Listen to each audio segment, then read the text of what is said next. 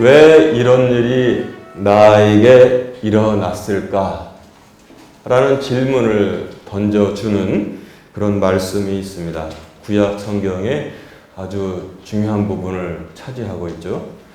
그 말씀을 읽을 때 우리에게 많은 위로가 됩니다. 그 말씀이 뭡니까? 바로 욥기입니다. 왜 이런 일이 나에게 일어났을까? 그런데 왜 이런 일이 우리 국가와 민족에게 일어났을까를 질문하는 것이 바로 이 하박국서인 것입니다. 그러니까 욥기는 개인적으로 개인에게 왜 이런 일이 나에게 일어났을까 질문을 하고 던지고 있고, 하박국서는 왜 이런 일이 이스라엘 우리 민족에게 하나님의 택하신 백성에게 일어났을까, 즉 국가 민족에게 임한 일을 질문하는 것이 바로 하박국입니다. 하박국 선지자, 즉 하박국의 이름의 뜻은 무엇이냐? 껴안다, 그런 뜻을 가지고 있어요. 하나님께서 안아주시다.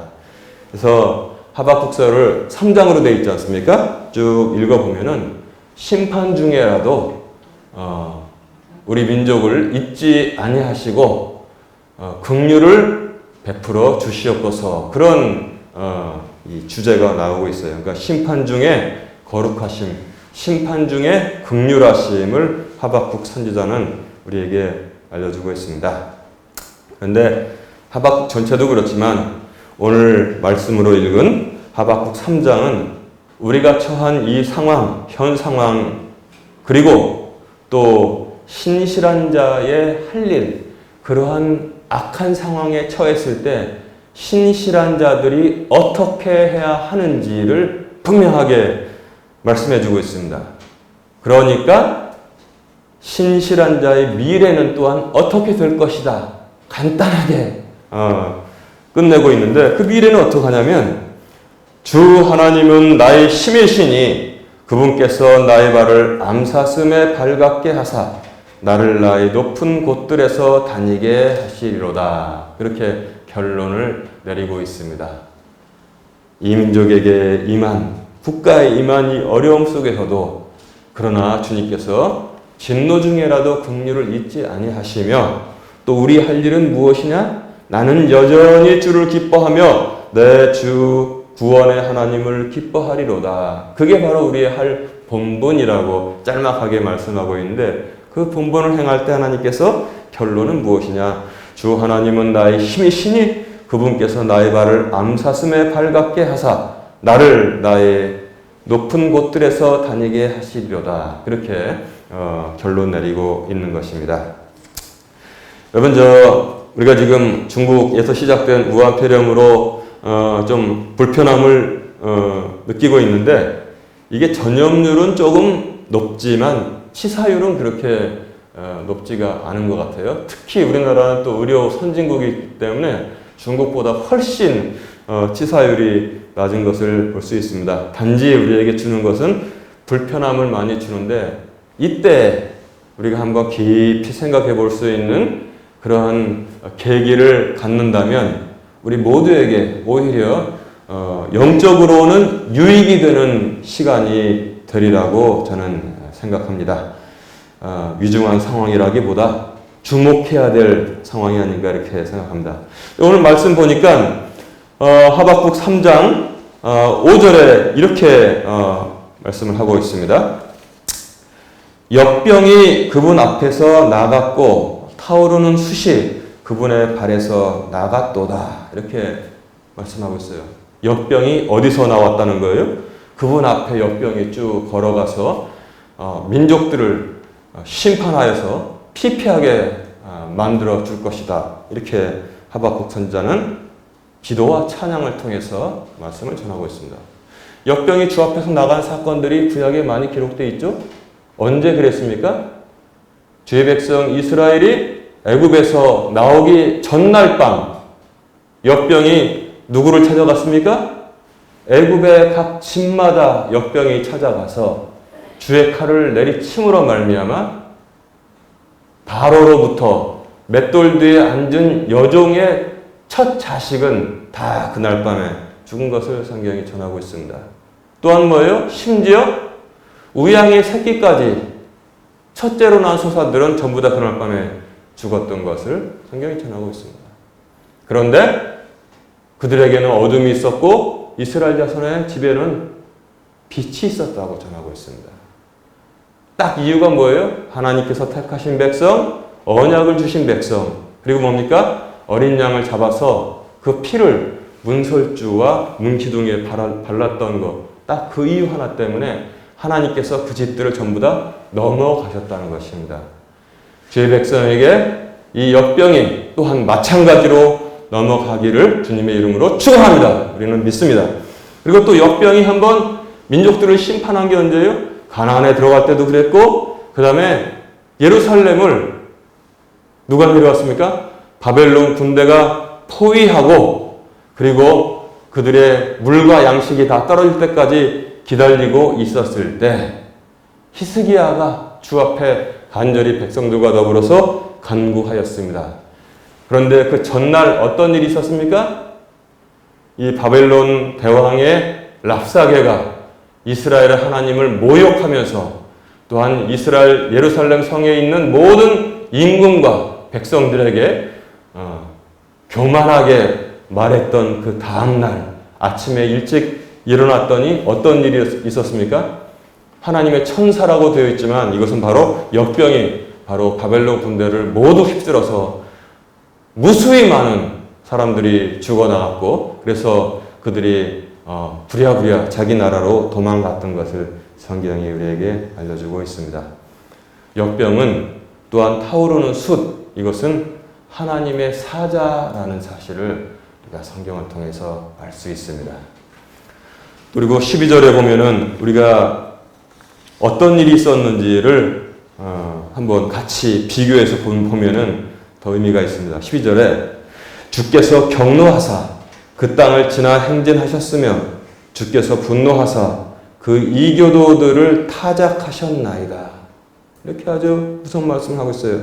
경노하사 그 땅을 지나 행진하셨으며, 뭐 폐렴이 이렇게 어떻게 번져가는 그런 뉴스를 보면서 이 말씀이 생각이 납니다. 주께서 경노하사 그 땅을 지나 행진하셨으며 주께서 분노하사 그 이교도들을 타작하셨나이다. 이렇게 말씀하고 있습니다. 여러분, 이 일이 있기 전에 마치 예언과 같이 작년인가요? 재작년인가? 제가 재작년인가 하여튼 그래요. 그 어떤 동영상을 봤냐면 바로 이 우한시에서 기독교 탄압을 무지무지하게 하기 시작했습니다. 그래서 긴 크레인을 가져다가 예배당에 십자가를 철거하고 부수고 공안들이 교인들 들어오지 못하게 하고 이 교회 저 교회 마구마구 폐쇄해 가기 시작했습니다. 그랬더니 우리 중국의 주 안에서 크리스찬 형제들이 자기들 교회가 철거되는 것을 보고 그 앞에서 저는 뭐 우리 무슨 말인지 모르지만 찬송인 건 알잖아요. 찬송을 부르고 있었습니다. 바로 이 어리석은 지도자가 하나님을 인정하지 않고 그 다음에 자기 나라의 어떠한 그 위대함을 세상에 널리 알리겠다는 생각을 가지고 옛날에 모든 망했던 황제들과 독재자들이 그랬던 것처럼 그런 일을 다시 하고 있었을 때 그들이 먼저 한 것은 뭐냐면 우한시에 있는 기독교 교회들을 모두 철거하고 탄압하는 일들을 했던 것입니다. 여러분들이 인터넷 찾아보면 그것을 지금도 볼 수 있을 것입니다. 교회를 때려 부수고 또 교회에서 쫓겨난 교인들은 또 밖에서 또 찬송을 부르고 있었습니다. 이것이 바로 하박국 3장 12절이 우리에게 전하는 것처럼 주께서 경노하사 그 땅을 지나 행진하셨으며 주께서 분노하사 그 이교도들을 타작하셨나이다. 이 말씀을 생각나게 하는 이유가 되는 것입니다.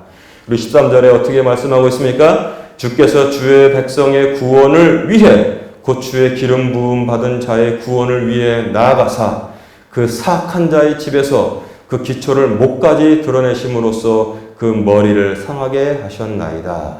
이렇게 주의 백성들을 탄압하는 자들, 책임자들을 지금 심판하고 있는 것이라고 저는 굳게 믿습니다. 예루살렘에서 사울이 공문을 받아가지고 믿는 남녀들을 몰수히 핍박하기 위해서 다베섹으로 가는 도중에 그가 후련히 말을 타고 갔는데 빛을 보고 말 위에서 떨어졌습니다. 그때 하늘로부터 사울에게 들린 주의 음성이 무엇입니까? 사울아, 사울아, 내가 어찌하여 나를 핍박하느냐? 내가 가시째를 뒷발길질하는 것이 너에게 참 고통이다. 이렇게 말씀하셨습니다. 오 주여, 네 신이니까 나는 내가 핍박하는 예수다. 그 말을 듣고 사울은 핍박자에서 목숨을 걸고 전 인생을 걸고 주의 말씀을 전하는 사람으로 완전히 바뀌었던 사실을 우리가 말씀을 통해서 알 수 있습니다.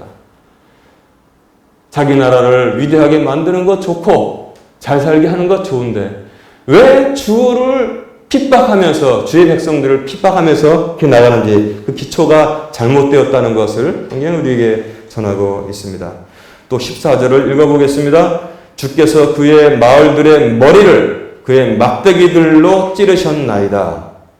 그들이 회오리 바람같이 나와서 나를 흩으려 하며 은밀하게 가난한 자 삼키기를 기뻐하였나이다. 자, 주님께서 우한을 비롯한 중국의 도시들의 머리를 막대기들로 다 찌르셨다고 성경은 우리에게 전하고 있습니다. 그래서 우리가 이 사는 동안에 무엇을 바라보고 어디에 의지해서 살아가는 것이 영원한 것이고 진실로 의미가 있는 것인지를 잘 알 수 있게 만들어주고 있습니다. 그러니까 이제 이 노래를 부르고 있었던 하박국에게도 이 무서움이 전파되어서 16절에 그가 그렇게 고백하고 있습니다. 내가 들을 때 내 배가 떨었으며 그 목소리로 말미암아 내 입술이 떨렸도다. 썩게 하는 것이 내 뼛속으로 들어오매 내가 내 속에서 떨었나니 이것은 고난의 날에 내가 안식하려 함이라. 이 말씀을 제가 참 특이하다고 봅니다. 썩게 하는 것이 내 뼛속으로 들어오매 내가 내 속에서 떨었나니 그 이유가 뭐예요? 원인이? 이것은 고난의 날에 내가 안식하려 함이라. 이렇게 말씀하고 있습니다. 혹시 여러분 조금 몸이 다 괜찮겠지만 불편한 분이 있더라도 이것은 고난의 날에 하나님께서 조금 우리로 하여금 쉬도록 하는 그런 은혜가 있다는 것을 말씀을 통해서 알고 있습니다. 왜냐하면 오직 믿음으로 말미암아 우리가 사는 존재이기 때문에 그 의미를 우리가 말씀 안에서 재해석해 볼 수 있기 때문에 그렇습니다. 자, 17절 이렇게 말씀하고 있습니다. 비록 무화과나무가 꽃을 피우지 못하고 포도나무에 열매가 없으며 올리브나무에 수고의 열매가 없고 밭이 먹을 것을 내지 아니하며 우리에서 양떼가 끊어지고 외양간에 솥대가 없을지라도. 지금 또 우리나라에도 대구라는 도시 보니까 지금 길 밖에 다니는 사람 없고 각 마트에서 물건들을 다 사가서 텅텅 비었다고 하는데 우리가 잠시 처할 상황들이 여기 지금 소개되고 있습니다. 그러나 18절에 우리가 진짜 믿음의 사람들이 할 일이 여기 나와 있네요. 나는 여전히 주를 기뻐하며 내 구원의 하나님을 기뻐하리로다. 이렇게 고백하고 있습니다. 아주 하나님께서 극심한 상황은 우리에게 임하지 않게 하십니다. 중국은 또한 예수를 핍박함으로써 징계를 잠깐 받을 것입니다. 우리나라도 너무나 해이해진 마음으로 말미암아 약간의 경각심을 얻게 하시겠지만 그러나 하나님께서 제 백성과 자녀를 지키신다는 사실을 여러분 잊지 말아야 됩니다. 이러할 때 우리가 해야 될 유일한 일은 무엇이냐면 나는 여전히 주를 기뻐하며 내 구원의 하나님을 기뻐하리로다. 이렇게 말씀하고 있습니다. 여러분 어떻습니까? 이런 상황에서 여전히 주를 기뻐하고 찬양할 수 있습니까? 여전히 이 말씀을 꼭 기억하고 하시기 바랍니다. 나는 여전히 주를 기뻐하며 내 구원의 하나님을 기뻐하리로다 그랬어요. 그랬더니 결론이 여기 딱 나와 있습니다. 주 하나님은 나의 힘이시니 그분께서 나의 발을 암사슴에 발같게 하사 나를 나의 높은 곳들에서 다니게 하시리로다. 이렇게 복된 미래를 이미 다 예언해 놓고 있습니다. 우리가 오늘 말씀처럼 되기를 바라며 또한 그러한 각오를 하시기 바랍니다. 하박국 2장 4절은 정말 유명한 말씀을 우리에게 전해주고 있지 않습니까? 오직 의인은 믿음으로 말미암아 살리라. 그렇게 전하고 있습니다. 오직 의인은 믿음으로 말미암아 살리라. 믿음으로 말미암아.